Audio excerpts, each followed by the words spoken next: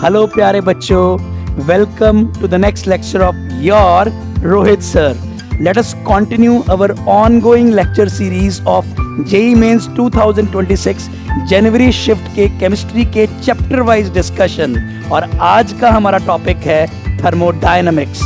I am very happy to know that many of you hard-working students have attended all the lectures of this series.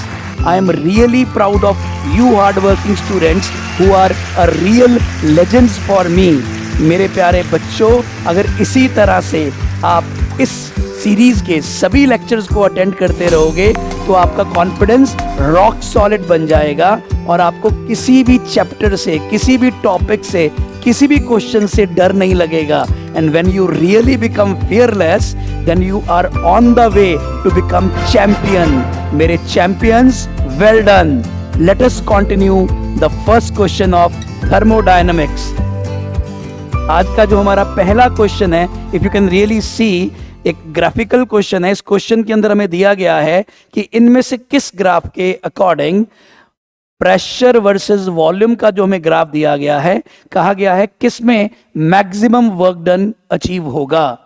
मेरे प्यारे बच्चों, बहुत simple सा ये सवाल है। हम सबको एक बहुत अच्छी चीज पता है कि प्रेशर वर्सेस वॉल्यूम के ग्राफ के अंदर जो वर्क डन का मॉड होता है, we all know that is equal to area under the graph.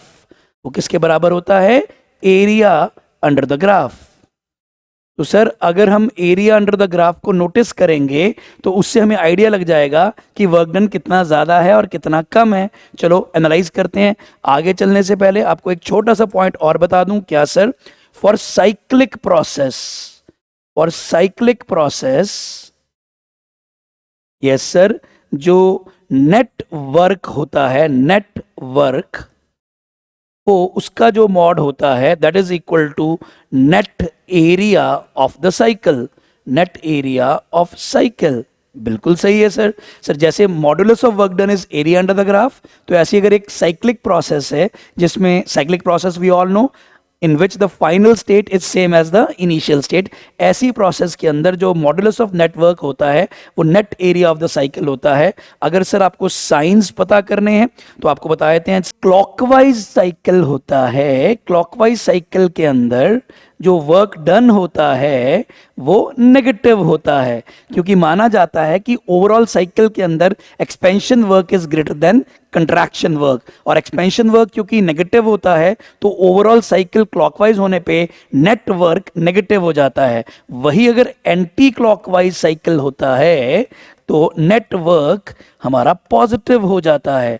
तो सर, ये इंफॉर्मेशन बहुत इंपॉर्टेंट है सर। ये जो भी है फॉर केमिस्ट्री है।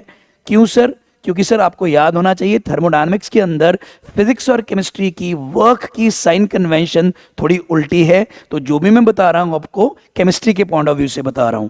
तो सर, अगर इन सारी चीज़ों को हमने रिवाइज करा, रिकॉल करा, तो late us continue this question. उसने मैक्सिमम वर्क पूछा है। तो सर, वैसे तो हमें याद है मैक्सिमम वर्क होता है किसी भी आइसोथर्मल रिवर्सिबल एक्सपेंशन प्रोसेस के अंदर। तो चेक करें सर, आप नोटिस करें सर, यहाँ पे जो प्रेशर है वो 2 दे रखा है और यहाँ पे वॉल्यूम 22.4 दे रखी है, यहाँ पे वॉल्यूम 44.8 है। तो वॉल्यूम 22.4 से 44.8 जा रही है। इफ द ग्राफ के अंदर पूरे के पूरा data is not clear, I am speaking loudly so that you can understand. तो सर 22.4 लीटर से 44.8 लीटर जाना यानी एक्सपेंशन होना पॉसिबल है। बाद में जो प्रेशर रह गया वो 1 बार रह गया। तो एक सर बहुत इंपॉर्टेंट बात, यहाँ पे जो P1 V1 है दैट इज 2 × 22.4 और यहाँ पे जो P2 V2 है दैट इज 1 × 44.8। तो मैंने सिर्फ एक बार ये क्लैरिटी लेके आया कि ये जो P1 V1 की वैल्यू 44.8 आएगी वो P2 V2 वैल्यू के इक्वल होएगी। तो सर क्लियरली ये इक्वल है। और आपको पता है आइडल गैसेस के लिए at constant temperature P1 V1 is equal to what? P2 V2। तो सर डेफिनेटली ये एक रिवर्सिबल प्रोसेस है जिसमें धीरे धीरे चेंज हो रहा है और एक कांस्टेंट टेम्परेचर पे है। तो ये आइसोथर्मल रिवर्सिबल प्रोसेस का ग्राफ है। और सर हमारी नॉलेज कहती कहती है इसी का वर्क डन क्या होता है, मैक्सिमम। इसका अगर मैं area under the graph check करूंगा तो सर ये सारा एरिया अंडर द ग्राफ जो शेडेड वाला है वो इस प्रोसेस का वर्क डन होगा। नाउ आगे आ जाएं सर, सेकंड ऑप्शन को चेक करें। सर आपने यहां से स्टार्ट करा, सर फिर आप यहां गए, सर फिर आप यहां आए, सर फिर आप वहां वापस आ गए। तो अगर आप नोटिस करो यहां पे एक साइक्लिक प्रोसेस दी गई है, तो आप नोटिस करोगे इस पूरी की पूरी साइक्लिक प्रोसेस का नेटवर्क सिर्फ इतना वाला शेडेड एरिया होगा। तो अगर आप इन दोनों एरियाज को भी कंपेयर करो, इसमें नीचे वाला पोर्शन मिसिंग है, तो इन दोनों में से इसका वर्क डन यानी एरिया ज्यादा है। ऑप्शन 3 चेक करें सर। ऑप्शन 3 में आपने यहां से शुरू होके लेट अस से यहां आ रहे हो, तो सर ये तो कांस्टेंट वॉल्यूम है और कांस्टेंट वॉल्यूम में वर्क डन 0 होता है, तो सर यहाँ तो W 0 है। तो सर ऑप्शन 1 2 3 में से इसका वर्क डन 0, उसका कम है, इसका मैक्सिमम है। आंसर तो सर डेफिनेटली ऑप्शन 1 ही होने वाला है। हमारा आंसर क्या है, ऑप्शन 1। सर एक बार ऑप्शन 4 भी चेक कर लें। सर ऑप्शन 4 में भी हम यहाँ से गए, यहाँ पहुँचे, फिर वापस वहीं आए, तो सर ये फिर से एक साइक्लिक प्रोसेस है।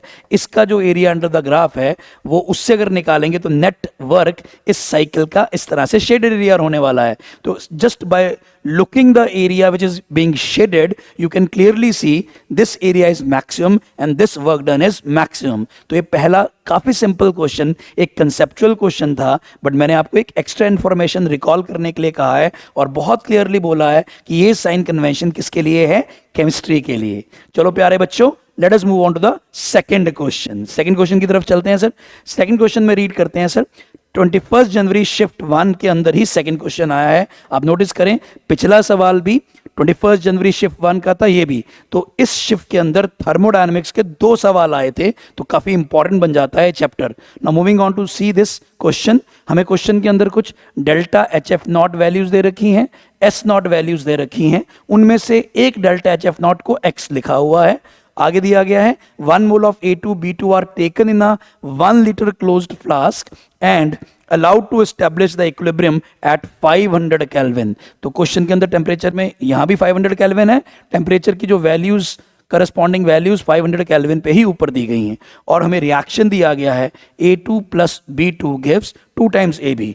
पूछा गया what is the value of X, तो बेसिकली यही वाला X हमें निकालने के लिए कहा गया है। इसकी डेल्टा HF नॉट की वैल्यू हमें पता करनी है। सर बहुत ध्यान से, इंटीजर बेस ये सवाल है। सर इस क्वेश्चन में हमें कुछ log K की वैल्यू दे रखी है। ओके सर, सर यहां से मुझे कुछ क्वेश्चन के अंदर लिंक बनता नजर आ रहा है। जस्ट आइडिया, सर ये डेल्टा H नॉट है, सर ये S नॉट है, और सर ये log K है, और सर रिएक्शन गिवन है।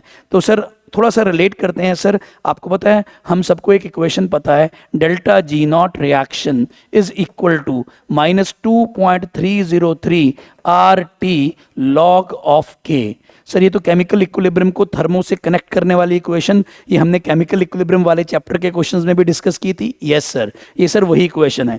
ऑल्सो नोट करें सर, यहाँ पे डेल्टा G नॉट जो होता है वो delta H not reaction minus T delta S not reaction से आता है। तो सर हम क्या करने वाले हैं, हम सर उस log K को डेल्टा एच से लिंक करने वाले हैं बाय डेल्टा G नॉट के थ्रू। डेल्टा G नॉट उसके इक्वल भी, डेल्टा G नॉट इसके इक्वल भी है। तो सर बस ये जो डेल्टा HF नॉट है, ये जो X है, ये X हम यूज करेंगे इस डेल्टा H नॉट रिएक्शन के अंदर। तो सर हमें क्वेश्चन का लिंक सारा समझ आ गया।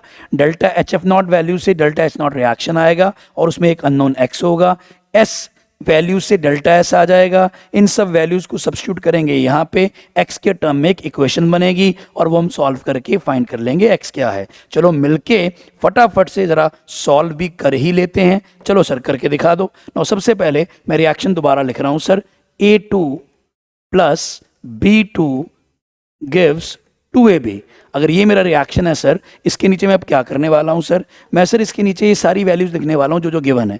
सर ध्यान से देखें, मुझे डेल्टा HF नॉट की वैल्यूज गिवन है। सर A2 की कितनी है 6, सर B2 की कितनी है X, और सर AB की कितनी है 280, 6X और 32, रियली सॉरी 32। और सर S की वैल्यूज बताओ। हाँ सर, अब सर आगे चलने से पहले यहां से डेल्टा H नॉट रिएक्शन कैसे आएगा, इट विल बी सर ध्यान से देखें, इसका बैलेंस कोएफिशिएंट क्या है 2, सो it will B 2 × 32 minus delta H not reaction कैसे आता होता है, delta H F not of products into its balance coefficient minus submission of delta H F not of reactants. तो अब सर इधर रिएक्टेंट्स शुरू होने वाले हैं, तो सर यहाँ क्या वैल्यू आएगी 6 प्लस एक्स। प्लीज नोटिस करें ये क्या है, submission of delta H F not of क्या, प्रोडक्ट्स। बिल्कुल सही है सर। और सर इधर क्या है, summation of delta H F not of क्या, रिएक्टेंट्स। जब इस तरह से हम प्रोडक्ट्स माइनस रिएक्टेंट्स को करते हैं तो बस एक छोटी सी चीज़ जो हमें ध्यान रखनी है कि हमें हर एक की वैल्यू को उसके बैलेंस कोएफिशिएंट से मल्टीप्लाई करके ऐड सब्ट्रैक्ट करना है। तो यहाँ प्रोडक्ट का बैलेंस कोएफिशिएंट 2 था तो यहाँ पे 2 आ गया। सर इन दोनों का कोएफिशिएंट 1 1 है तो मैंने 1 1 से ही माना हुआ है, मल्टीप्लाई हुआ। अब सर यहाँ से डेल्टा एच नॉट रिएक्शन आ जाएगा, 2 into 32 is 64, 64 minus 6 is 58 minus x. ये मेरे डेल्टा एच नॉट रिएक्शन की वैल्यू आ गई। बिल्कुल ठीक है सर। अब सर इसी तरह से similarly I can find out what, delta S not reaction. बिल्कुल ठीक है sir. Delta S not reaction निकालने के लिए मुझे फिर से इसकी वैल्यूज दिखनी है। मुझे बताओ एस नॉट ऑफ A2 कितना गिवन है, A2 का एस नॉट कितना गिवन है, ये रही एस नॉट की वैल्यू, ये रही A2 की वैल्यू। सर ये है 146। ठीक है सर। सर B2 की कितनी वैल्यू गिवन है सर, 280। सर 280 भी ठीक है सर। उसके बाद सर AB की कितनी वैल्यू गिवन है सर, 222। बिल्कुल ठीक। तो सर जिस तरह से ये वाला फॉर्मूला आपने लगाया था, हम डेल्टा एच एफ नॉट से डेल्टा एच रिएक्शन निकालते हैं, बिल्कुल उसी तरह से एस नॉट की वैल्यू से हम क्या निकालते हैं, डेल्टा एस नॉट रिएक्शन। तो क्या करना है सर, प्रोडक्ट वाली वैल्यू को उसके बैलेंस कोएफिशिएंट से मल्टीप्लाई करना है। तो लिखो सर 2 इंटू 222 माइनस रिएक्टेंट्स की रिस्पेक्टिव वैल्यू को रिस्पेक्टिव कोएफिशिएंट 1 से मल्टीप्लाई करके आपस में ऐड करना है। तो सर ये बन गया 146 प्लस 280। बिल्कुल ठीक है सर। अब चेक करें सर, हाँ सर फटाफट से वैल्यू निकाल लें सर, कितनी आई यहाँ पे सर, देख लेते हैं सर ये कितनी आएगी sir. 2 into 2 is 444 minus sir 146 plus 280, क्वाइंटली चेक करें सर, आ गया 6 सर, 8 4 12, 21314 426। तो सर इसको सब्ट्रैक्ट करें सर, कितना आ गया सर, 4 में से 6 के रह गए 8, 14 में से 6 के रह गए 8, 3 में से 2 रह गए 1। So it is delta S not reaction comes out to be 18। तो सर हमें ये वैल्यू भी पता लग चुकी है, हमें ये वैल्यू भी पता लग चुकी है। इन दोनों वैल्यूज को जानने के बाद एक छोटी सी गलती जो सवाल में होने वाली है वो है यूनिट्स को इग्नोर करना। थर्मोडायनेमिक्स के क्वेश्चन में बहुत इंपॉर्टेंट है यूनिट्स को साथ साथ देखते रहना। चेक करें सर, यहाँ पे जो यूनिट्स थे वो किलो जूल्स थे और यहाँ जो यूनिट्स हैं वो जूल्स हैं। So you have to make them consistent also. तो सर अगर मैं इस पूरी रिएक्शन के अंदर, इस पूरी इक्वेशन के अंदर चेक करूँ मैं आर क्या यूज़ करने वाला हूँ, उसने क्वेश्चन में आर को दिया हुआ 8.3 जूल्स। तो अगर ये 8.3 जूल्स में आने वाला है तो सर ये सारी वैल्यूज में मैं किस में डालता हूँ, जूल्स में। तो सर ये वाली वैल्यू तो ओके है, ये जूल्स में ही है। सर ये वाली वैल्यू जो 58 माइनस एक्स है सर, ये किस में है सर, ये सर किलो जूल्स में है। तो इसको जूल्स में कन्वर्ट करना पड़ेगा, फिर वैल्यू में डालेंगे। लो सर अब एक काम करते हैं, फटाफट से इन दोनों को आमने सामने रखते हैं। रखो sir, let us do the equation part. Sir delta H not reaction, इस इक्वेशन को मैं इक्वेशन 1 बोल देता हूँ। पुटिंग वैल्यूज इन वन, अगर मैंने वैल्यूज को 1 में डाला, पुटिंग वैल्यूज इन 1 में डेल्टा एच नॉट रिएक्शन की वैल्यू क्या आई, 58 माइनस एक्स इंटू 1000। वाई 1000, मैंने किलो जूल्स को जूल्स में कन्वर्ट किया। फिर माइनस क्या करा sir, T delta S not reaction, temperature कितना था 500 केल्विन और डेल्टा एस रिएक्शन कितना है 18। तो सर ये आ गया इज इक्वल टू, हाँ सर अब उधर देखें सर, -2.303। बिल्कुल ठीक, -2.303। आर की वैल्यू क्या है सर, 8.3 इंटू टेम्परेचर फिर से कितना है sir 500 into, kindly note log के की डायरेक्टली वैल्यू क्वेश्चन में गिवन है, कितनी है सर 2.2। तो सर ये डाल दी 2.2। अब सर आप देख रहे हो पूरी की पूरी चीज एक एक्स के टर्म में इक्वेशन बन गई। लो जैसे मैंने हर बार हर लेक्चर में आपके साथ कैलकुलेशन एंड तक लेके गया हूँ तो यहाँ भी लेके जाता हूँ। एक छोटा सा काम करता हूँ सर, ये 500 काटता हूँ यहाँ से, ये 500 काटता हूँ यहाँ से, सर यहाँ से 500 काटूंगा तो 2 बचेगा, ये मेरी कैलकुलेशन हो जाएगी। बिल्कुल ठीक है सर। अब सर इस कैलकुलेशन को फटाफट से कंप्लीट करते हैं। हाँ सर एक काम और कर लेते हैं सर, मैं इस 2 को भी काट देता हूँ। ठीक है सर, ये 2 कटा यहाँ से तो सर यहाँ बचा 9, तो सर यहाँ बचा 1.1। मैं कैलकुलेशन इजी कर रहा हूँ sir, as it is common factors काटता जा रहा हूँ। अब सर बताएं क्या बचा, अब ये बच गया सर 58 माइनस एक्स, क्या बचा बचा 58 माइनस एक्स, यहाँ से बचा 58 माइनस एक्स माइनस 9। चेक करें 58 माइनस एक्स और ये सारा कट चुका है और सर यहाँ से -9 बचा हुआ है। उधर आ जाएं सर। सर मैंने ये वैल्यू निकाली -2.303 इंटू 8.314। ये वैल्यू बहुत बार यूज़ होती है क्योंकि ये जो फैक्टर है 2.303 RT काफ़ी यूज होता है। तो इसमें जो इसकी कैलकुलेशन करके वैल्यू आती है वो 19.1 के आसपास आती है। कितनी आती है? 19.1। तो सर ये वैल्यू आ गई -19.1 इंटू 1.1। सर बहुत ध्यान से देखें, ये 19.1 into 1.1 will be around how much sir? This will be around 21। कितनी आ जाएगी सर? 21। एक छोटी सी गलती तो मेरे से कुछ नहीं हुई, बिल्कुल ठीक चल रहा है सर अभी तक। यहाँ पे 58 माइनस 9 और ये -21 उधर जाके क्या हो जाएगा? +21। सर 58 माइनस 9, 58 माइनस 9 इज 49 और इधर ये -21 उधर जाके क्या हो गया? +21।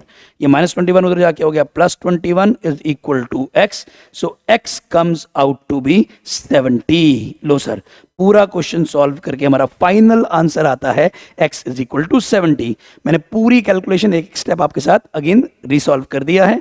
बहुत ध्यान से देखें सर, मैंने डेल्टा जी नॉट की इक्वेशन क्यों उठाई? क्योंकि लॉग के गिवन था, बस उसको फिर मैंने डेल्टा एच और डेल्टा एस से रिलेट करा और जो गिवन डाटा था उससे मैंने डेल्टा एच नॉट रिएक्शन और डेल्टा एस नॉट रिएक्शन निकाल के वैल्यूज को सब्स्टिट्यूट करके मैथ्स लगा के एक्स निकाल लिया। So this completes our question second. Now बहुत सारे अच्छे अच्छे स्टूडेंट्स जो इस बार जेईई मेंस 2026 की जनवरी शिफ्ट में अपीयर हुए, उन सब ने बहुत अच्छे से ये क्वेश्चन सॉल्व किया, बट एंड में जाके कहीं ना कहीं कैलकुलेशन मिस्टेक कर दी। तो मैंने कहा धत, ऐसे भी कोई करता है? मुश्किल काम कर लिया, कॉन्सेप्ट कर लिया, जाके धत कर दी, कैलकुलेशन में मिस्टेक कर दी। सो मेरे प्यारे वॉरियर्स, आपको मैंने पहले बोला you are going to become champion, और चैंपियंस ऐसी छोटी छोटी मिस्टेक्स बिल्कुल नहीं करते।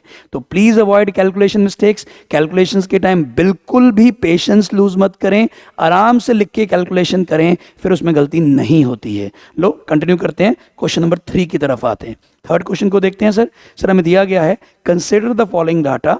अच्छा, पहले दो क्वेश्चन 21 जनवरी की शिफ्ट 1 के थे, ये सवाल है 21 जनवरी का शिफ्ट 2 का। लो जी, कंसिडर द फॉलोइंग डाटा में delta H F naught methane gas दे रखा है, enthalpy of sublimation of graphite दे रखा है, डिसोसिएशन एंथैल्पी ऑफ हाइड्रोजन दे रखा है, और हमें पूछा क्या है? Bond enthalpy of CH bond. लो क्वेश्चन इंटरप्रेट करते हैं। सबसे पहले इस सवाल को करने के लिए जो जो वैल्यूज दे रखी हैं उनको अगर हम रिएक्शन में कन्वर्ट करें तो क्या रिएक्शन बनेंगे वो देखते हैं। अब सबसे पहले आपने डेल्टा एच एफ नॉट का सिंबल समझा, यहाँ पे क्या होता है? ये होता है एंथैल्पी ऑफ फॉर्मेशन। कोई भी सब्सटेंस की, जिस भी सब्सटेंस की एंथैल्पी ऑफ फॉर्मेशन हमें गिवन होती है, उस सब्सटेंस को बनाया जाता है उसके एलिमेंट्स से। तो बताएं मिथेन का फॉर्मूला क्या है? सर अगर इस चीज़ को मैं कन्वर्ट करूं तो सर ये CH4 गैस बन रही है, और सर ये उसका फॉर्मूला मिथेन का CH4। सर इसमें कौन कौन से एलिमेंट्स हैं? Sir carbon and hydrogen. तो सर ये पक्का पक्का carbon solid plus hydrogen gas से बनेगी, लेकिन हाइड्रोजन गैस नॉर्मली एग्जिस्ट कैसे करता है? H2 की फॉर्म में। तो प्लीज नोटिस करें, जो भी कंपाउंड को फॉर्म करते हुए दिखाना है उसको उसके एलिमेंट्स की मोर स्टेबल स्टेट से बनाते हुए दिखाना है, और इक्वेशन को इस तरह से बैलेंस करना है कि जो फॉर्म्ड सब्सटेंस है उसका 1 मोल बने। सो सर ये जो डेल्टा एच एफ नॉट था उसका मतलब ये रिएक्शन का डेल्टा एच है, जो ये वैल्यू गिवन है वो इस रिएक्शन की डेल्टा एच वैल्यू है। तो सर मैं एक बार लिखना चाहूँगा यहाँ पे, इस पूरे रिएक्शन का जो डेल्टा एच है वो हमारी इंफॉर्मेशन के हिसाब से -x है। ठीक है सर, आगे चलते हैं। हमें दिया गया है enthalpy of sublimation of graphite. Now very important, carbon की ये जो S यानी सॉलिड फॉर्म है ये ग्रेफाइट फॉर्म ही है। कार्बन की स्टैंडर्ड फॉर्म ग्रेफाइट फॉर्म ही होती है। ये सारा data delta H F not यानी स्टैंडर्ड फॉर्म में है, तो carbon element was already in the standard form. Now carbon graphite की सब्लिमेशन दे रखी है। When we talk of the word sublimation, carbon graphite को हमने कन्वर्ट कर लिया कार्बन गैस में। सब्लिमेशन का क्या मतलब होता है? सब्लिमेशन का मतलब होता है converting solid into gas directly. तो ठीक है, कार्बन ग्रेफाइट सॉलिड को हमने कन्वर्ट कर दिया कार्बन गैस में, और इसका हमें जो डेल्टा एच गिवन है that is given as y। This is given as y। बहुत ही बढ़िया सर, ये भी गिवन है। और क्या गिवन है sir? Dissociation enthalpy of hydrogen. Notice करें sir, dissociation enthalpy of hydrogen, आपको पता है हाइड्रोजन नॉर्मली एग्जिस्ट करती है H2 गैस की तरफ, तो सर H2 गैस को हम कन्वर्ट कर रहे हैं क्या? H एटम्स जो कि गैस एटम्स हैं उसके अंदर। तो सर यहाँ पे तो 2H2 था, तो यहाँ कितने एटम्स बनेंगे? 4H gas atoms. But clarity के लिए ये जो डिसोसिएशन एंथैल्पी है ये किलो जूल पर मोल है, तो ये एक्चुअल में H2 gas gives 2H gas की वैल्यू गिवन है delta H is equal to Z। तो सर बहुत बढ़िया हो गया सर। यहाँ पे क्योंकि ट्वाइस था तो सर बहुत इंपॉर्टेंट, अगर मैं इस रिएक्शन को यहाँ इस चीज़ को यहाँ इस रिएक्शन में यूज़ करता हूँ तो सर यहाँ डेल्टा H मुझे Z नहीं लिखना, 2 टाइम्स Z लिखना है। ये बात समझ आनी चाहिए, क्या लिखना है? 2 टाइम्स Z, क्योंकि वो पर मोल की डिसोसिएशन एंथैल्पी थी जब H2 का कोएफिशिएंट 1 था। अब यहाँ पे H2 का कोएफिशिएंट क्या है? 2 है, तो Z के 2Z 2Z। Okay sir. अब सर पूछा क्या है? Bond enthalpy of CH bond. Now मेरे प्यारे बच्चों जरा अंडरस्टैंड करें सर, जब भी कोई केमिकल रिएक्शन होता है उसमें ऐसा माना जाता है, no this is a very important part, please be careful, understand carefully. जब भी कोई रिएक्शन रिएक्टेंट्स प्रोडक्ट्स में कन्वर्ट होते हैं, ऐसा माना जाता है कि सभी रिएक्टेंट्स सबसे पहले अपने अपने एटम्स में कन्वर्ट होते हैं, और वो भी गैस स्टेट में, जो कि हमने यहाँ पे कर दिया। फिर वो सारे के सारे गैस एटम्स इस तरह से कंबाइन करते हैं कि प्रोडक्ट बन जाए। तो हम मान रहे हैं कि जब ये रिएक्शन हुआ तो पहले ये दोनों इसमें कन्वर्ट हुए, बिल्कुल। अब ये दोनों ने अपने आप को कंबाइन करके ये फॉर्म करा, बहुत बढ़िया। And we all know that when we talk of the word CH4, इसका स्ट्रक्चर आपको पता है? हाँ सर, CH4 का स्ट्रक्चर कैसे होता है सर? एक कार्बन 4 हाइड्रोजन से जुड़ा होता है। मीथेन का स्ट्रक्चर ऐसे ही है जी। तो इसमें 4 CH बॉन्ड्स बने होते हैं, और जब भी बॉन्ड्स बनते हैं तो एनर्जी एब्जॉर्ब होती है कि रिलीज? एनर्जी रिलीज होती है। तो यहाँ पे एनर्जी रिलीज होएगी। तो सर बहुत केयरफुली चेक करें, इस पूरे स्टेप का जो डेल्टा H होना चाहिए वो सर क्या होना चाहिए? प्लस होना चाहिए कि माइनस होना चाहिए? होना तो माइनस चाहिए, बट सर उसने हमसे CH बॉन्ड की यही बॉन्ड एनर्जी पूछी है, तो मैं एक काम कर लेता हूँ। तो सर CH बॉन्ड की बॉन्ड एनर्जी मतलब एक CH बॉन्ड अगर बनता, CH बॉन्ड अगर 1 होता तो उसकी अगर एनर्जी होती, तो हम मान लेते हैं, लेट्स से इस क्वेश्चन में हमें निकालना है कुछ, x ऑलरेडी यूज्ड है, y ऑलरेडी यूज्ड है, z ऑलरेडी यूज्ड है, मैं इसको बॉन्ड एनर्जी ही लिख रहा हूँ, बॉन्ड एंथैल्पी को Be ही लिख रहा हूँ। तो सर यहाँ पे अगर बॉन्ड 1 होता तो Be होती। सर जब बॉन्ड तोड़ते हैं, बॉन्ड ब्रेक करते हैं, तो सर एनर्जी एब्जॉर्ब होती है, चलो। और जब बॉन्ड फॉर्म करते हैं तो सर एनर्जी रिलीज होती है। तो सर एक छोटा सा कॉन्सेप्ट एक बार दोबारा से ने रिवाइज कर लिया सर, बिल्कुल ठीक है सर। तो सर एक छोटी सी बात देखें, डेल्टा H यहाँ पे मैं 4 क्या मान लूँ? Times bond energy. Delta H को क्या मान लूँ बेटा? 4 टाइम्स बॉन्ड एनर्जी। वाई? एक नहीं बॉन्ड बनाना, यहाँ पे 4 बॉन्ड बनाने हैं। CH4 का स्ट्रक्चर देख सकते हो, उसमें एक बॉन्ड है कि 4। तो एक काम करें सर, अब देखें बाय हेसेस लॉ, हमारा एक लॉ है जो हम सब ने पढ़ा हुआ है, उसका नाम है बाय हेसेस लॉ। नाम के लॉ से हमें बताया गया है क्या? Delta H of the steps को अगर ऐड कर दिया जाए तो सर ओवरऑल डेल्टा H बनता है। आप इस प्रोसेस को प्लीज अंडरस्टैंड करें। ये नेट प्रोसेस मान लें फॉर्मेशन वाला, उसका डेल्टा H क्या है? -x। लेकिन अगर उसको स्टेप्स में ब्रेक किया गया इस तरह से, तो हर स्टेप का डेल्टा H हमें लिख दिया गया है, हमने लिख लिया है हर स्टेप का डेल्टा H। अगर हर स्टेप के डेल्टा H को मैं ऐड करूं विद प्रॉपर साइन जिसका जो है, तो नेट डेल्टा H आएगा विद प्रॉपर साइन। तो बेस्ड ऑन हेसेस लॉ मेरी इक्वेशन यहां बन के आती है सर, यहां से शुरू करता हूं, y plus 2 times z plus 4 times bond energy. एक छोटी सी मेरे से कंफ्यूजन क्या हुई, यहाँ पे डेल्टा H बॉन्ड एनर्जी के टर्म में तो माइनस, वाई माइनस? सर आपने अभी सर पीछे बताया कि सर बॉन्ड फॉर्म करते टाइम एनर्जी रिलीज होती है, एनर्जी रिलीज का डेल्टा H क्या होता है? नेगेटिव। तो सर -4 टाइम्स बॉन्ड एनर्जी कर दिया। तो सर एक बार करते हैं हम ठीक यहाँ पे, तो सर एक इसको ठीक कर लेते हैं सर हम यहाँ पे प्रॉपर लिखते हैं -4 बॉन्ड एनर्जी, क्योंकि सर डेल्टा H को प्रॉपर साइन के साथ डालना है, डाल दिया। And this should be equal to how much sir? -x। और यहाँ से निकालना क्या है? ये वाला बॉन्ड एनर्जी वाला पार्ट। तो सर अब नोटिस करें, ऑप्शन चेक करें सर, 1 मिनट करें। तो सर ये -4 टाइम्स बॉन्ड एनर्जी क्या बन के आया? ये क्या था? -x इधर, और ये y और 2z उधर जाके माइनस हो गए, -y माइनस 2z। अब नोटिस करें ये वाला माइनस, क्या मैं इधर से माइनस कॉमन निकाल के काट सकता हूँ? यस, दिस इम्प्लाइज जो बॉन्ड एनर्जी आएगी तो आ जाएगी sir x plus y plus 2z, और जो 4 था वो डिवाइड हो जाएगा by 4। So this is going to be the answer. Kindly look for the answer, which option is seeming the correct answer. अगर हम ऑप्शंस को देखें तो हमें क्या दिख रहा है? नीचे 4 चाहिए, यस ये तो गया, ये तो गया, और क्या चाहिए? x plus y plus 2z। So option 3 is definitely the correct answer. तो इसके अंदर कौन सा लॉ हमने यूज किया? Hess's law. और स्टेप बाय स्टेप हमने पहले जो गिवन इंफॉर्मेशन है उसको डिसाइफर किया। लो बेटा, ये हो गया हमारा question number 3। Late us move on towards the next question. अगले क्वेश्चन की तरफ चलते हैं सर। ओके, अगले क्वेश्चन के अंदर एक लेट्स से मैचिंग के फॉर्म में हमें क्वेश्चन दे रखा है और उस मैचिंग के ऑप्शन बना के दिए हैं जो मैच करने हैं। चलो चेक करते हैं क्या है इस सवाल के अंदर। अगर आप नोटिस करें, लिस्ट 1 के अंदर कोई ना कोई प्रोसेस की बात की जा रही है, लिस्ट 2 के अंदर मैग्नीट्यूड की बात की जा रही है।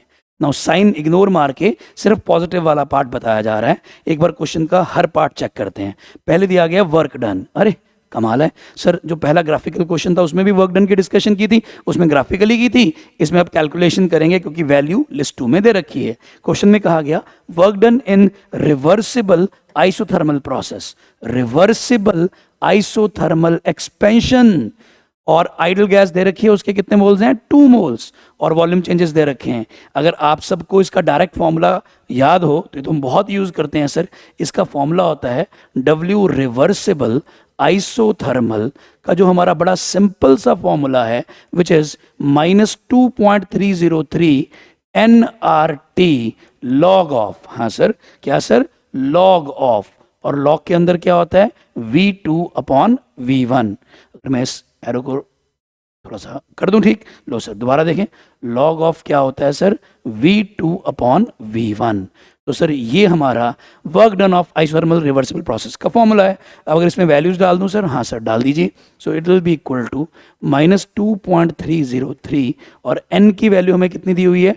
2 मोल्स इंटू 2 इंटू आर की वैल्यू, क्वेश्चन ने हमें कुछ नहीं कहा लेकिन आंसर किलो जूल्स में है, तो आर को मैं 8.3 यूज कर लूं। बिल्कुल सही है सर, 8.3 यूज कर लो। और टेम्परेचर कितना दिया हुआ है? 300 केल्विन। टेम्परेचर हो गया 300 केल्विन इंटू लॉग ऑफ। हाँ सर, लॉग के अंदर क्या आएगा? V2 upon V1। Sir initial volume 2 थी, फाइनल वॉल्यूम 20 थी, तो सॉरी 20 अपॉन 2 आ गया। We all know that 20 upon 2 is 10 and log 10 is 1। तो ये पूरा का पूरा वैल्यू ये क्या बन गया? 1 बन गया सर। ये तो 1 बन गया, बिल्कुल ठीक है। अब कैलकुलेशन क्या बची? आप चेक कर लो सर, कैलकुलेशन चेक कर लेते हैं सर। सर ये वाली जो वैल्यू है ये जूल्स में है, इसमें है सर ये जूल्स में, this is still in joules sir. लेकिन जो लिस्ट 2 है उसके अंदर जो मैग्नीट्यूड दी हुई है वो किस में है? Kilo joules. तो सर इसको जूल्स को किलो जूल्स में कन्वर्ट करने के लिए डिवाइड बाय क्या करना पड़ेगा? 1000। उससे पहले मैंने अभी थोड़ी देर पहले आपको कहा था कि मैं ये बार बार यूज करूंगा -2.303 इंटू 8.3 की मैंने वैल्यू आपको 19.1 याद कराई थी। तो sir this becomes -19.1 into 2 into 300 divided by 1000। जब मैं ऐसे कर दूंगा तो ये आंसर किस में आ जाएगा? किलो जूल्स में। तो सर कैलकुलेशन होगी सर? हाँ सर बिल्कुल कैलकुलेशन होगी। अगर आप नोटिस करें सर, ये वाली जीरो इन 2 जीरो से कट गए, तो सर ये आ गया -19.1 इंटू 6 अपॉन 10। सर कैलकुलेशन कर लो, 6 1 जा 6, 9 6 जा 54, 5 क्या कैरी, 6 1 जा 6 प्लस 5 11, तो ये आ गया सर -114.6 बाय 10। तो बाय 10 करने से आ गया 11.46 -11.46। Now look for the nearest list 2 value. Sir magnitude बताई है तो माइनस का साइन इग्नोर मार दिया, तो आंसर इज 11.5। तो इसका ए का ऑप्शन डेफिनेटली 2 होगा सर। ए का 2 होगा, ऑप्शन 4 गया, ऑप्शन 2 गया। Now let us check it out, इसके अंदर बाकी पार्ट्स क्या हैं सर? देखें, ए का 2, डी का 4। अब sir by this options D मुझे चेक करने की जरूरत नहीं, डी का पक्का 4 ही आंसर आने वाला है। अब बस एक चेक कर लेते हैं, बी या सी में से कोई एक चेक करेंगे और उससे आंसर आ जाएगा। तो सर बी ही चेक कर लेते हैं। वी में क्या दिया हुआ है? वर्क डन है, इस बार इर्रिवर्सिबल प्रोसेस है, इर्रिवर्सिबल एक्सपेंशन है, और एक बहुत जबरदस्त बात बिल्कुल एंड में लिखी गई हुई है, constant pressure. Sir constant pressure expansion का वर्क डन हमें पता है, W is equal to -P into delta V, ये हम सबको पता है sir.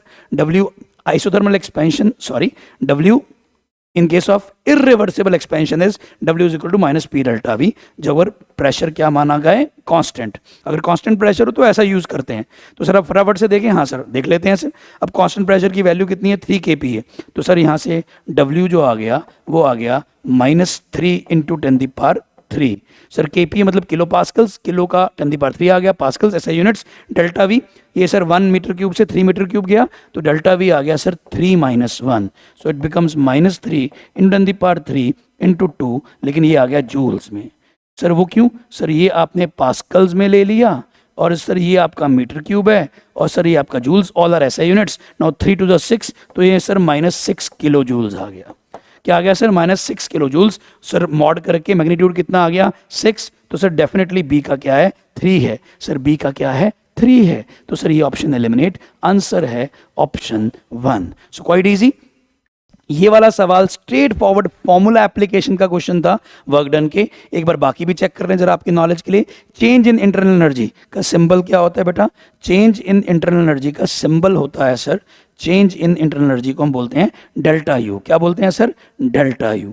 Delta U for adiabatic expansion बोला गया है। एडिबेटिक में Q 0 होता है, एडिबेटिक एक्सपेंशन में delta U equal to W equal to NCV delta T से हम निकाल सकते हैं। कैसे पता चला, सर उसने CV दे ही रखा है, CV दिया है और सर मोल्स कितने हैं, 1 मोल। टेक्निकली सर ये आना था 1 इंटू CV कितना है, 3/2R, और डेल्टा T भी आपको दे रखा है कितना, 320।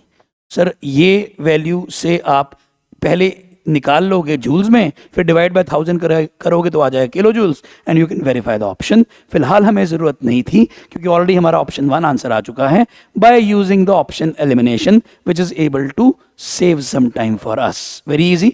Late us move towards the next question. 4 question हो गया जी, 5वें क्वेश्चन की तरफ चल पड़ते हैं सर। 5th क्वेश्चन में आगे sir, enthalpy of sublimation of iodine दे रखी है।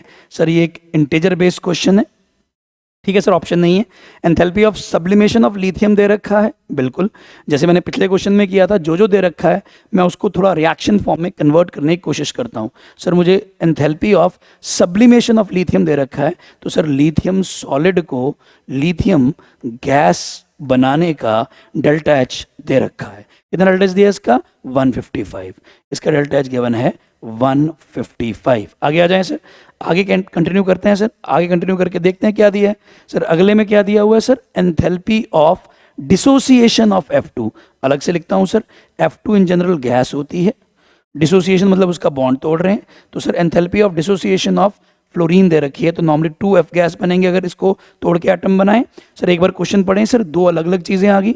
सर मैंने क्वेश्चन रीड किया पूरा, मेरी छोटी सी गलती, मुझे पहले क्वेश्चन पूरा रीड करना चाहिए था। ऐसा आप भी करते हो ना कभी कभी गलती। चलो फिर इसका मतलब टीचर हो या स्टूडेंट, उन दोनों को अलर्ट रहना चाहिए, अपने बेसिक स्टेप्स नहीं भूलने चाहिए। पूरा क्वेश्चन रीड करो देन स्टार्ट थिंकिंग। नाउ जी, हमें enthalpy of sublimation of lithium दे रखा है, फिर डिसोसिएशन ऑफ फ्लोरीन की एनर्जी दे रखी है, फिर लिथियम की आयनाइजेशन एनर्जी दे रखी है, फिर electron gain enthalpy of fluorine दे रखा है, फिर standard enthalpy of formation of lithium fluoride भी दे रखा है, और पूछी है लैटिस एंथैल्पी। सर इतनी स्टेटमेंट पढ़ते ही, क्योंकि मुझे कॉन्सेप्ट आता है, एंड आप जैसे चैंपियंस को तो मेरे जितना ही कॉन्सेप्ट आता है, मेरे से कम तो नहीं आता, कभी कभी तो आपको मेरे से भी ज़्यादा आता है।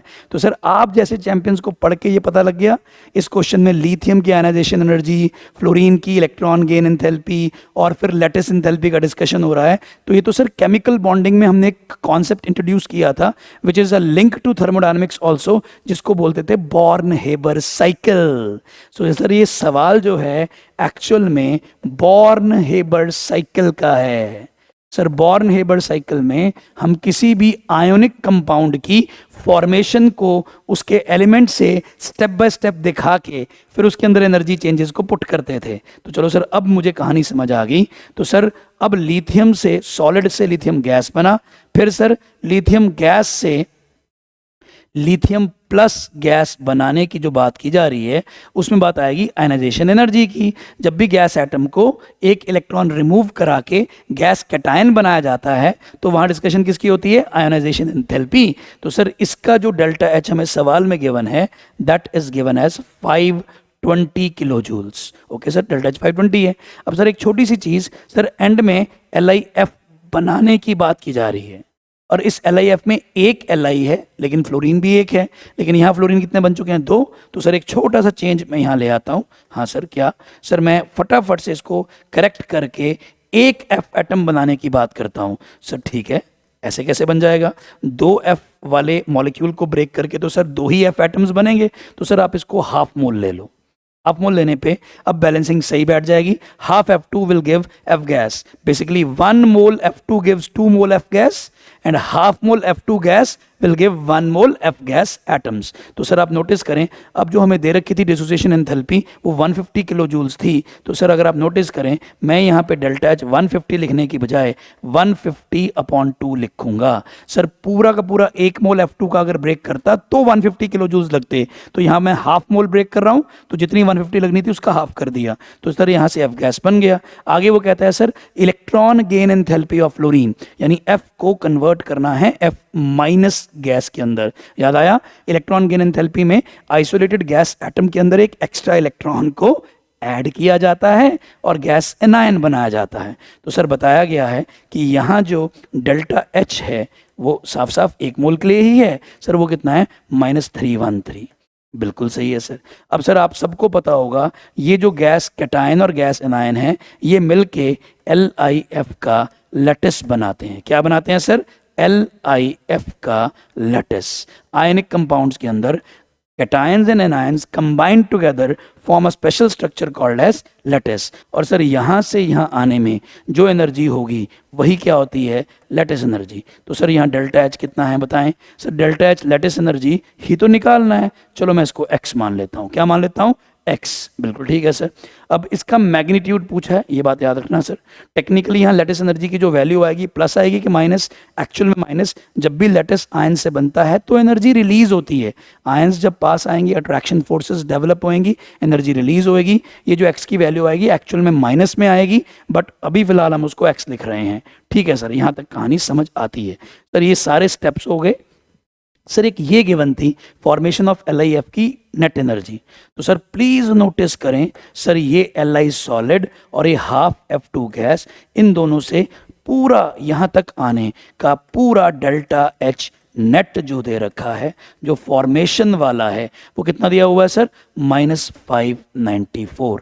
सर बॉर्न हेबर साइकिल में भी यूज हेसेस लॉ, अभी पिछले सवाल में भी आपको एक हेसेस लॉ यूज करके दिखाया था। उसके अंदर क्या कहा था, ओवरऑल जो भी डेल्टा H नेट होता है वो सभी स्टेप्स के डेल्टा H को ऐड करके बनता है, और उसमें x एक अननोन है। इक्वेशन में x सॉल्व हो जाएगा। Let us solve it together. Calculation complete कर दें। सर इक्वेशन बनाते हैं sir. Sir 155 plus sir 520 plus नीचे से आ जाएं सर 75 प्लस सर -313, जिसका जो नेगेटिव साइन है उसको उसके साइन के साथ डालना है, और plus x। This should be equal to how much, -594।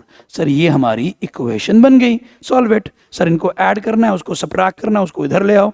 तो सर एक काम करते हैं सर, इन सबको उधर ले जाते हैं। तो sir x is equal to -594, और सर ये ऐड करें सर, इन तीनों को ऐड कर दें। 5 और 5, 5 और 5 10। ठीक है सर, ये उधर जाके माइनस होने वाला है। हाँ सर, -0 आ जाएगा। 5 5 10, 1 गया कैरी। 7 + 1 8 + 2 10 + 5 15। बिल्कुल ठीक है सर। फिर 1 गया कैरी। सर 1 + 5 6 + 1 7, -750 आ गया, और ये -313 उधर जाके हो जाएगा +313। This is the calculation. 4 और 0 बन गया 4, 9 और 5 बन गया 14, 7 और 5 14, और बन गया 15। दोबारा 4 यहाँ से आ गया, 9 और 5 14, 7 5 12, 12 और 1 13। मेरी कैलकुलेशन मिस्टेक लिखने में हुई सर। यहाँ आएगा -1344। सर प्लस क्या आ गया, 313। ठीक है सर, अब इसका मैग्नीट्यूड पूछा वो निकाल लेंगे। चलो सर, वैसे हमारा आंसर माइनस, सर 4 में से 3 गए रह गए 1, सर 4 में से अगेन 1 गए रह गए 3, और 3 में से 3 गए 0, -1031 is the value of x। This implies magnitude जो हमारा फाइनल आंसर है वो क्या है सर, 1031। तो sir as in all the questions previously I have done all the steps of calculation, plus minus आपके साथ कर रहा हूं, तो आंसर आ गया sir 1031। This is the final answer. So please notice करें, ये direct application of Hess's law ही है, और इसमें क्या यूज किया गया है, जो हमने केमिकल बॉन्डिंग में आयनिक कंपाउंड फॉर्मेशन में यूज किया था, क्या, बॉर्न हेबर्ड साइकिल। सो कहने को ये क्वेश्चन केमिकल बॉन्डिंग का भी बोला जा सकता है, कहने को ये क्वेश्चन थर्मोडायनेमिक्स का भी बोला जा सकता है। सो प्यारे बच्चों, जैसे मैं हमेशा कहता हूं, अगर आपको सच्ची में समझ आ रहा है तो कमेंट बॉक्स के अंदर ज़रूर एंगेज करें और मुझे ज़रूर बताएं। मैं फिर बोल रहा हूं, क्या सर, मेरे बहुत धुरंधर काइंड ऑफ स्टूडेंट्स जिनको हर चीज़ आती है, मैं बता रहा हूं मेरे से भी ज़्यादा आती है, वो कैलकुलेशन में एग्जाम में मिस्टेक कराए, धत कराए। सर ये धत आपने नहीं करनी, तो इस धत से बचने के लिए प्लीज मेक श्योर करें कि कैलकुलेशंस को बहुत केयरफुली करें। चलो कंटिन्यू करते हैं सर। नेक्स्ट क्वेश्चन नंबर 6 पे आते हैं। Okay sir, a cup of water at 5 degree Celsius system. Now this is very important. Many good students, मैं बोल रहा हूं धत नहीं करनी है, मैनी गुड स्टूडेंट्स सिस्टम को पढ़ेंगे ही नहीं, सीधे सीधे आगे पढ़ लेंगे। तो उसने इस कप ऑफ वाटर को क्या बोला है, सिस्टम बोला है। बहुत केयरफुली देखें, और वो वाटर एट 5 डिग्री सेल्सियस है। आगे कहता है placed in a microwave oven and oven is turned on for 1 minute during which the water begins to boil. इसका मतलब reaches 100 डिग्री सेल्सियस। ये कहा नहीं है कि 100 degree Celsius, but boiling point of water normally is 100 degree Celsius. तो हम मानते हैं कि हमने एक कप ऑफ वाटर को, जिसको सिस्टम माना था, जब अवन में रख के अवन को ऑन करा तो पानी गर्म होते होते होते 100 डिग्री सेंटीग्रेड तक पहुंच गया और बॉयल हो गया। और फिर पूछा गया है which of the following option is true, और ये ऑप्शन हमें दिए गए। अरे ये तो कंसेप्चुअल क्वेश्चन है, न्यूमेरिकल नहीं है। थोड़ा आराम से ध्यान से ऑप्शंस चेक करते हैं क्या होएगा। अब सारा कुछ छोड़ें, मेरे को तो जो सबसे पहली इंपॉर्टेंट बात नजर आई वो ये है कि टेम्परेचर इंक्रीज हो गया। सर अगर टेम्परेचर इंक्रीज हुआ तो सर एक बात की गारंटी है, तो सर पक्का इंटरनल एनर्जी इंक्रीज हुई होगी। तो सर मेरे को तो सबसे पहले ये समझ आया, अगर इंटरनल एनर्जी इंक्रीज हुई है तो सर डेल्टा यू पक्का पॉजिटिव है। तो सर जो मुझे 100% श्योर है इस कंसेप्ट से, तो फटाफट से ऑप्शन से मैं देखता हूँ कुछ एलिमिनेट होता है क्या। चेक करें सर, डेल्टा यू नेगेटिव गया, डेल्टा यू नेगेटिव गया, डेल्टा यू नेगेटिव गया, डेल्टा यू पॉजिटिव। अरे क्या छक्का मार दिया मैंने तो, सीधा सिक्सर। एक बॉल आई, उसने डाली, उसको लगा उसने बाउंसर डाला है, आई वॉज रेडी। मैं क्या, कोई भी चैंपियन आपके जैसा रेडी है, और उसने उठा के आउट ऑफ द ग्राउंड छक्का मार दिया। सर डेल्टा यू पॉजिटिव, सारे ऑप्शन एलिमिनेट, आंसर तो सीधा ऑप्शन 4 आ गया। सर एक बार रीवेरीफाई कर लें जरा, बाकी प्रॉपर्टीज को भी चेक कर लें। हाँ सर चेक कर लेते हैं सर। अब सर देखें जरा हुआ क्या था। अब इस ऑप्शन 4 में और क्या गिवन है, क्यू पॉजिटिव है, डब्ल्यू नेगेटिव है। चेक करें सर डब्ल्यू नेगेटिव कैसा होगा। तो सर क्योंकि वाटर बॉयल कर रहा है तो बॉइलिंग वाटर, सर ये देखना पड़ेगा, बॉइलिंग वाटर में some water converts to vapours, some water converts to vapours. तो सर कुछ वाटर अगर वेपर्स में कन्वर्ट हो गया, volume expansion, vapours volume expands. तो जब वॉल्यूम एक्सपैंड हो गई वाटर की, तो सर वर्क डन पक्का क्या होएगा, नेगेटिव। एक्सपेंशन वर्क क्या होता है, नेगेटिव। तो क्वाइट क्लियरली ऑप्शन 4 में वो भी सही है।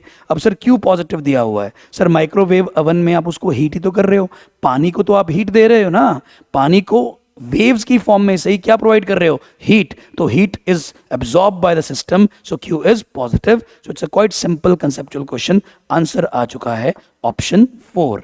तो इसी तरह से कॉन्सेप्चुअल क्वेश्चन में आपने बोल्ड नहीं होना, आपने रेडी रहना है, कॉन्सेप्ट को रिकॉल करना है और ऑप्शन को ध्यान से एनालाइज करना है, उठा के सिक्सर मारना है।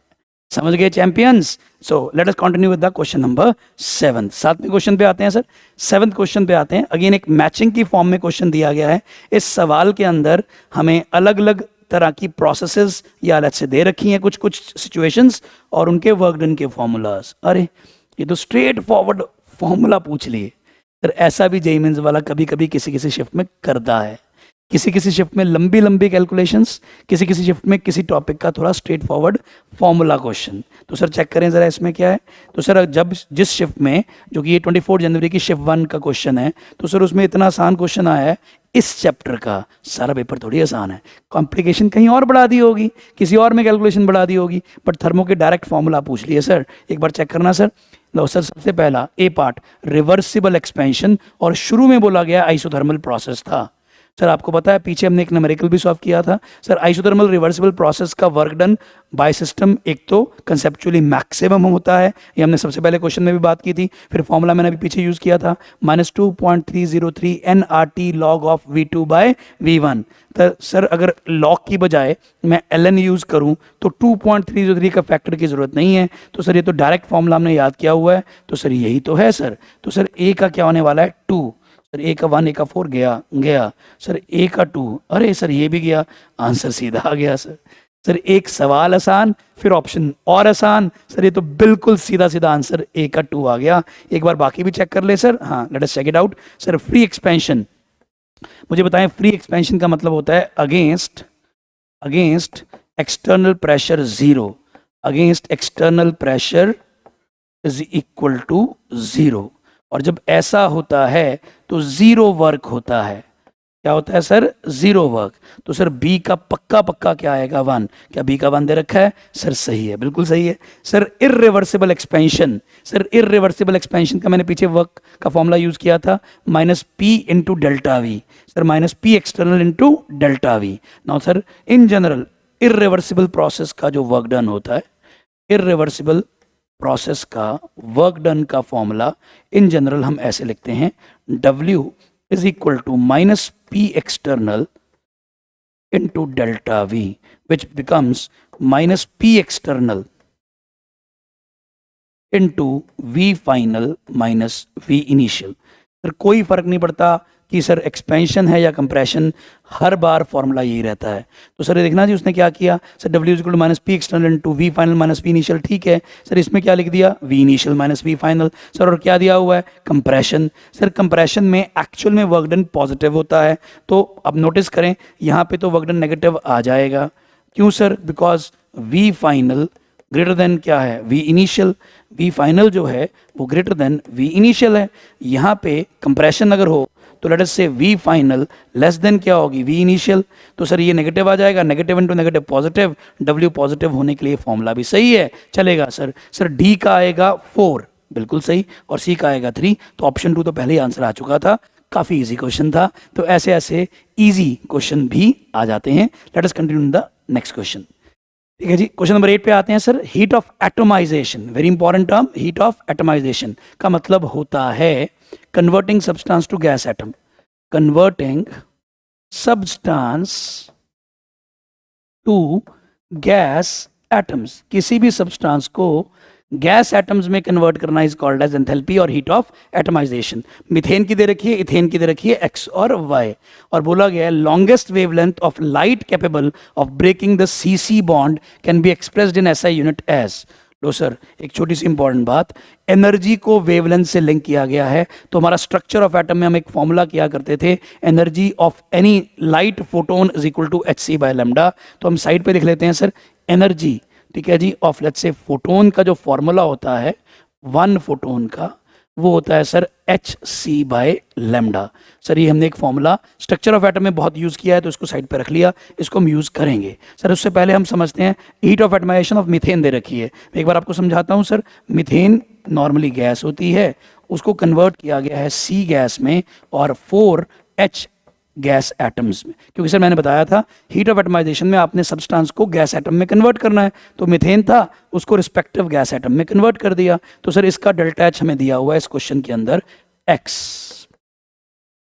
इसका डेल्टा एच क्या दिया हुआ है x। ना नोटिस करें, वेरी इंपॉर्टेंट, जब आपने यहां से यहां कन्वर्ट किया तो आपने 4CH बॉन्ड ब्रेक करे। ठीक है सर, मुझे पता लग गया, 4CH बॉन्ड ब्रेक करे।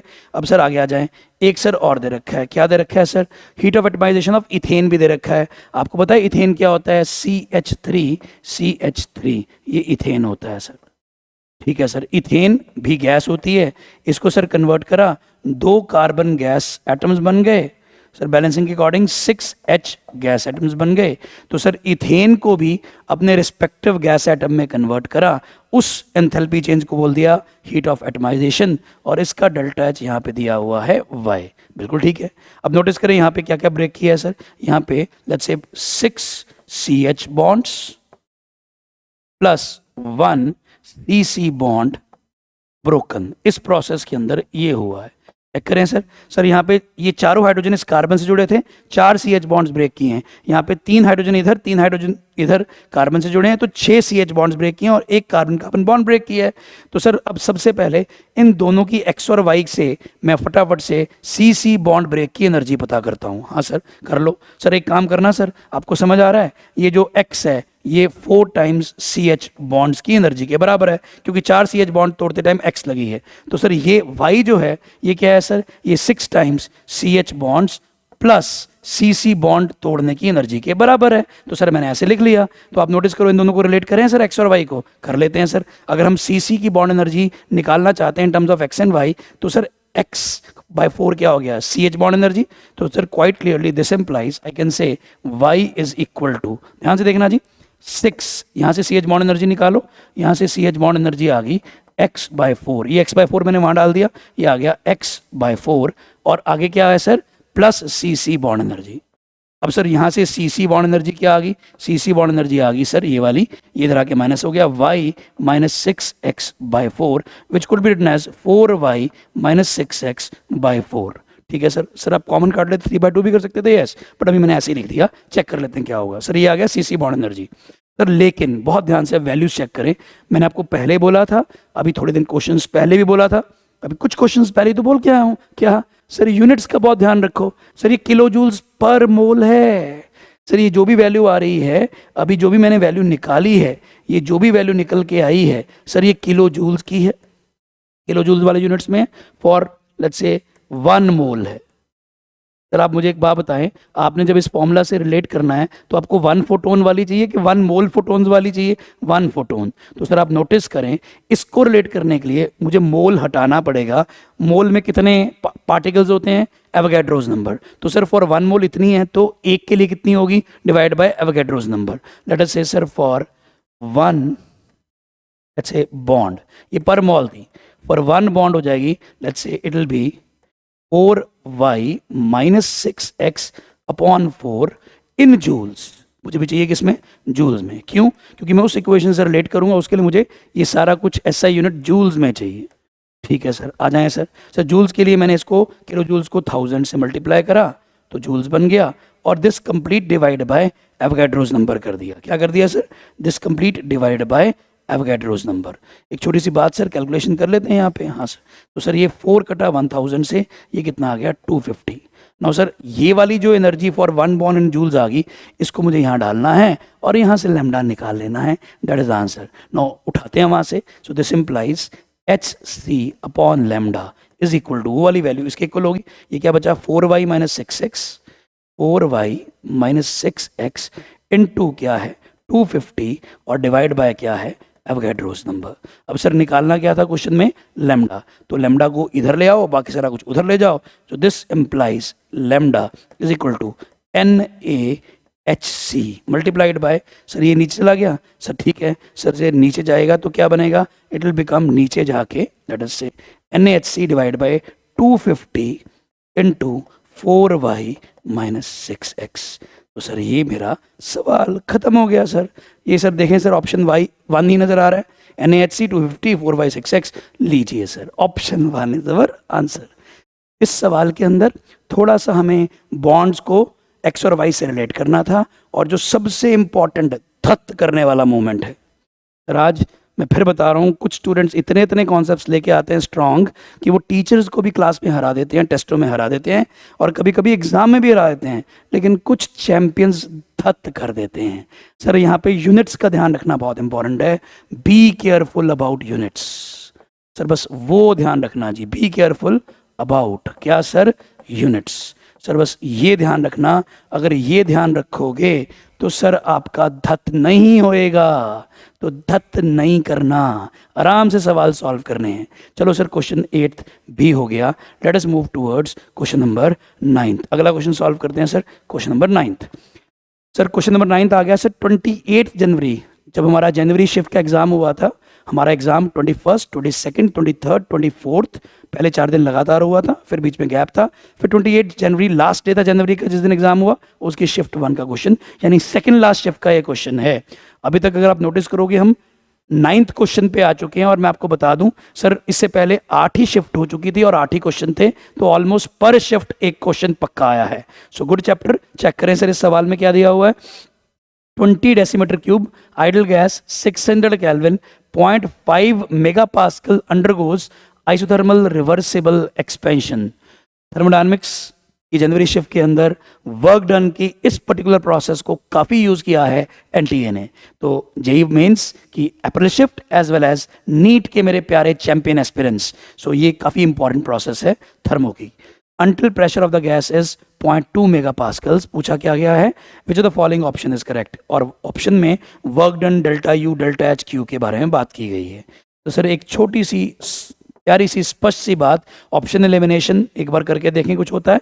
तो सर सबसे पहले तो उसने हमें दिया है आइसोथर्मल, आइसोथर्मल है ओके सर, और सर कुछ कहानी गैस के बारे में नहीं कहा है, आइडियल गैस दे रखी है। आइसोथर्मल प्रोसेस आइडियल गैस में सर कांस्टेंट टेम्परेचर होता है, सर कांस्टेंट टेम्परेचर वाली प्रोसेस का डेल्टा यू भी जीरो होता है, डेल्टा एच भी जीरो होता है। ये बड़ा एक सिंपल कॉन्सेप्ट हम किया करते हैं in case of isothermal processes, particularly in ideal gas. अगर गैस आइडियल नहीं है तो ये कहना मुश्किल हो जाएगा। Delta U zero delta H zero, delta U zero delta H zero, delta U zero delta H zero, delta U zero delta H zero, ये वाली ऑप्शन एलिमिनेट होगी ऑप्शन 3। और सर वैसे भी ये एक्सपेंशन है, एक्सपेंशन है तो वर्क डन का साइन नेगेटिव आना चाहिए, तो सर ये नेगेटिव ये पॉजिटिव, ये भी ऑप्शन गया ये नेगेटिव, तो या तो ऑप्शन 1 आंसर होगा या ऑप्शन 4। तो सर 2 ऑप्शन एलिमिनेट होगी। अब जरा क्वेश्चन को पूरा सॉल्व करते हैं। अगर आप नोटिस करें तो फर्स्ट लॉ ऑफ थर्मोडायनेमिक्स से आता है delta U is equal to Q plus W, और सर क्योंकि डेल्टा यू जीरो है तो Q is equal to minus W होगा इफ डेल्टा यू जीरो। तो ठीक है सर, वो ऑप्शन 1 में भी है -9.1 प्लस 9.1 -3.9 प्लस 3.9, तो अब हमें कैलकुलेशन करनी ही पड़ेगी। एक ऑप्शन नहीं बची, 2 ऑप्शन बची हैं। चलो सर कैलकुलेट करते हैं सर। अब या तो वर्क डन निकाल लो, हाँ सर आइसोथर्मल रिवर्सिबल एक्सपेंशन का फॉर्मूला आता है हमें सर, ओके। सो डब्ल्यू का फॉर्मूला क्या बताया था, -2.303 NRT log ऑफ, सर या तो होता है V2/V1 या होता है P1/P2। सर आप नोटिस करें ये पुराना प्रेशर P1 था, ये नया प्रेशर P2 था। तो सर नॉर्मली हम V2/V1 लिखते हैं, बट बहुत बार हम इसको P1/P2 की फॉर्म में भी फॉर्मूला को यूज़ करते हैं, तो हमने लिख लिया है सर P1/P2। अब सर कुछ दिया गया है, सर क्या हमें मोल्स के बारे में दिया गया है, नहीं दिया गया, तो सर एक छोटी सी चीज़ यहाँ करते हैं सर, NRT को यूज़ कर लेते हैं sir. PV is equal to NRT, ये कौन सी गैस के लिए होता है सर, आइडियल गैस। तो ठीक है सर, N की वैल्यू नहीं गिवन थी तो मैंने NRT की जगह PV डाल दिया, और PV भी मेरी मर्जी है, या तो P1V1 डाल दो या P2V2। अब मुझे वॉल्यूम गिवन है और मुझे P1 भी पता है P2 भी पता है, लेकिन ये वॉल्यूम शुरू वाली है तो ये V1 है, तो मुझे P1V1 ही डालना पड़ेगा। तो सर ये कैलकुलेशन बनी वो कुछ इस तरह से बन गई, विच इज़ -2.303 इंटू क्या सर, P1V1 log ऑफ क्या, P1/P2. Now let's start putting the values. Yes sir, let us put the values. Putting the values, what do I get? I get हाँ जी -2.303 into P1, P1 की value है 0.5 MPa। Sir ये तो 0.5 into 10⁶ Pascal's. Sir मैं ऐसे unit में ले आता हूँ क्योंकि सारा कुछ किलो जूल्स यानी पहले जूल्स निकालने पड़ेंगे, तो सर इसको मैं 10⁶ साथ में लिखता हूँ, तो सर ये पास्कल्स बन गया।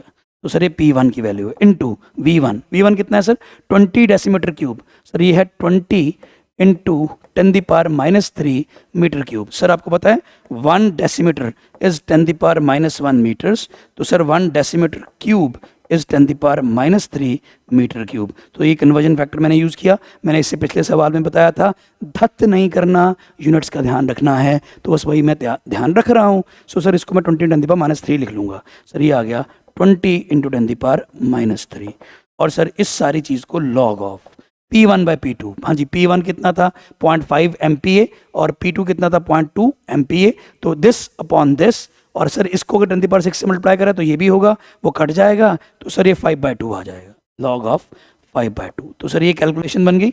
अब इस कैलकुलेशन को सर कर डालते हैं सर, हाँ सर बिल्कुल कर डालते हैं सर। 2.303 इंटू 0.5 इंटू 20 इंटू 10⁻³ 10⁻6 से कटा, सर यहाँ पे 10⁻³ बच गया सर, सर ये बच गया 10⁻3, ये बच गया सर 10⁻3, और सर 0.5 को 20 से काट के 10 बचा लिया सर, ओके सर। तो सर ये क्या बन गया, आप सर एक देखें -2.3 इंटू 10 इंटू 10⁻³ और अंदर क्या आ गया log 5 माइनस log 2। मैंने log की प्रॉपर्टी यूज की, log of 5/2 is what, log 5 minus log 2। तो सर ये कैलकुलेशन है। अब सर ये सारा कुछ जूल्स में आया, इसमें आया सर जूल्स, मुझे चाहिए किसमें, किलो जूल्स। तो सर मेरी फाइनल कैलकुलेशन ये बनने वाली है -2.3 इंटू 10 इंटू ये वैल्यू। सर log 5 कितना होता है, ये 0.6989 दिया हुआ है, मैं रफली इसको अभी के लिए 0.7 मान रहा हूँ, और ये 0.3010 दिया हुआ है, अभी के लिए मैं इसको रफली 0.3 मान रहा हूँ, क्योंकि ऑप्शन दूर दूर हैं तो मैं अप्रॉक्स कैलकुलेशन कर लूँगा। हालांकि उसने मुझे कुछ नहीं कहा कि अप्रॉक्स करो या एग्जैक्ट करो, बट ऑप्शन में जो 1 और 4 में ऑप्शन में फ़र्क है काफ़ी है, तो मैं अप्रॉक्स यूज़ कर रहा हूँ। 0.7 माइनस 0.3 0.4, तो सर ये बच गया सर 2.3 इंटू 10 इंटू क्या आ गया सर 0.4। कुछ मेरे से मिस तो नहीं हुआ, एक बार चेक कर लो सर। 2.33 एनआरटी को मैंने डाल दिया P1V1 की वैल्यू डाल दी, तो ठीक है सर, बिल्कुल सही चल रहा है। 10⁻³ को मैं कन्वर्ट कर रहा हूँ जूल्स में, मैं कन्वर्ट कर रहा हूँ सर जूल्स में। तो सर 2.3 इंटू 10 ये कितना आ गया sir -23 into 4/10। Sir this is the calculation sir. Sir 4 3 जा सर 4, सर मैंने अप्रॉक्स किया है सर, यहाँ पे ये अप्रॉक्स कर लिया सर, ये भी देखें कैलकुलेशन अप्रॉक्स कर ली। 2.3 इंटू 4, 4 12, 4 2 8 9, 9.2 बन गया सर। ये क्या बन गया सर 9.2 के आसपास, सर ये बन गया 9.2 किलो जूल्स। मेरी एक गलती होगी सर, क्या सर, सर ये 2.3 मैंने फिर से लिख लिया सर, ये 2.3 नहीं 23 था, क्योंकि मैंने अब इनको मल्टीप्लाई कर लिया था। 23 इंटू 4 इज 92/10 इज -9.2। तो सर आंसर आ गया -9.2। एक छोटी सी लिखने में गलती सर, ये जूल्स नहीं था, ये मैं किलो जूल्स बना चुका हूँ। सर ये मैंने किलो जूल्स कैसे बनाया आपको पता लग गया, सर ये किलो जूल्स बन चुका है। इनिशियली ये वाली वैल्यू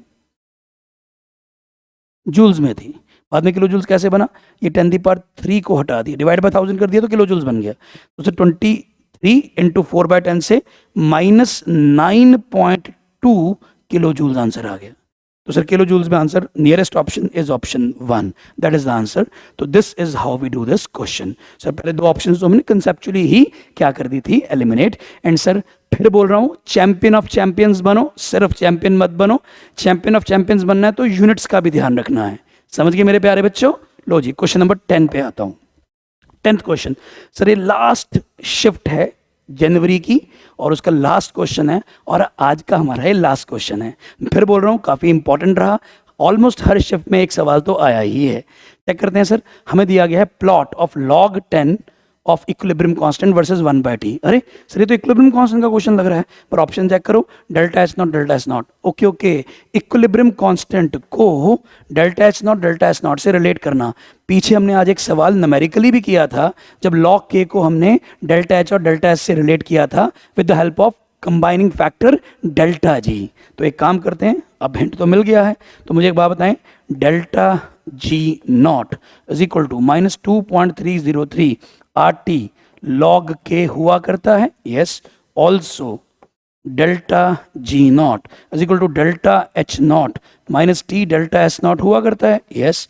क्या इन दोनों इक्वेशंस को मैं आमने सामने रख सकता हूँ, रख दो सर। अगर मैं आमने सामने रखूँ, दिस इम्प्लाइज हमारा क्या बन गया sir, -2.303 RT log of k, ठीक है जी, log of k is equal to, ठीक है जी, -2.303 RT log ऑफ k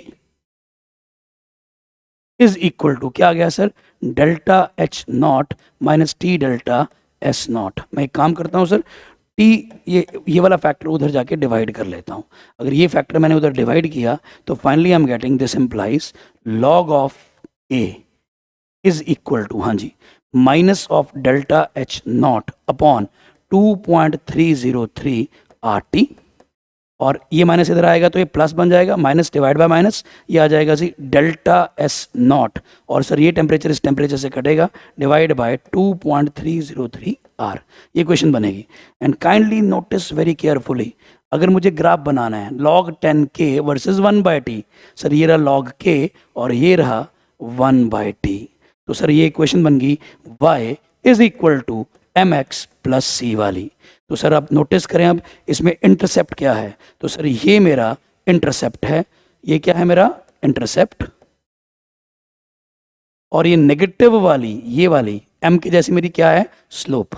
लो जी अब चेक करें क्वेश्चन ने क्या पूछा है, पहले इंटरसेप्ट पूछा है, फिर स्लोप। तो इंटरसेप्ट पहले पॉजिटिव है और स्लोप नेगेटिव है, इंटरसेप्ट पॉजिटिव है, स्लोप नेगेटिव है, और delta S naught by 2.303 R और माइनस डेल्टा। सर ये तो ऑप्शन 1 ही डायरेक्ट आंसर है सर। ये हमारा लास्ट क्वेश्चन था थर्मोडायनेमिक्स का। मेरे प्यारे बच्चों, मुझे सच्ची में आपसे बहुत बहुत बहुत प्राउड महसूस होता है, क्योंकि मैं तो मेहनत कर रहा हूँ, आप मेरे साथ मेहनत कर रहे हो। इस मेहनत को मिलजुल के इतना ऊपर तक ले जाएंगे कि डर लगना बंद हो जाएगा और हम चैंपियन ऑफ चैंपियंस बन जाएंगे। बाय बच्चों।